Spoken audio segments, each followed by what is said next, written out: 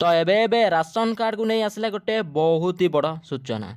जदि आपणक पाखरे ration card अच्छी तेबे आज भिडियोटी को शेष पर्यंत देखंतु। आम चैनल सह जोड़ी रही गले एवं चैनल को सब्सक्राइब करी पाखरे थिबा बेल आइकन को ऑल उपरे सिलेक्ट कर दियंतु। गरीब श्रेणी परिवार वर्गों पर सरकार अनेक प्रकार सुविधा देउछंती जार लाभ देशवासी माने उपभोग करुछंती। एथिरे राशन कार्ड रे मागणा राशन वितरण स्कीम मध्य अंतर्भुक्त करा जायछि। विशेषकर मध्यवित्त किंबा गरीब श्रेणीर अंतर्भुक्त परिवार को यही सुविधा मिली थाए। वर्तमान गरीब श्रेणीर लोक मानक पई सरकार आनिछंती एक बड़ खुशी खबर। मागणा राशन बंटन पई तारीख घोषणा करिसंती सरकार। एथरक होली पूर्वर राशन बंटन आरंभ करा बोली अपडेट मध्य देखा मिली। अर्थात मार्च मास 20 तारिख राशन बंटन हो मार्च 29 तारिख पर्यंत वितरण करा बोली अपडेट मध्य देखा मिली।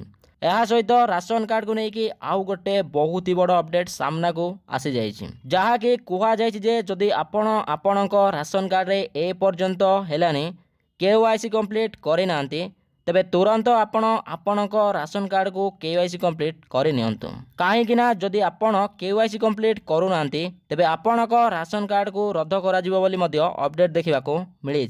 तेबे जदि आपणक राशन कार्ड टी KYC कंप्लीट होइछि कि नहीं जानिबा को चाहूचंती ताहेले आपणक राशन कार्ड डीलर को एक कथा मध्य पचारि पारिबे जे राशन कार्ड रे KYC कंप्लीट होइछि कि नहीं। जदि आपणक राशन कार्ड टी KYC कंप्लीट होई नथिबो ताहेले आपण राशन कार्ड रो डीलर को कही KYC मध्य कंप्लीट करि नहीं पारिबे। तेबे आपणक राशन कार्ड टी KYC कंप्लीट होइछि कि नहीं कमेंट माध्यम रे जणाइबे एवं आपण माने केउ जिल्ला रो वीडियो देखुचंती कमेंट करी जणाइबे।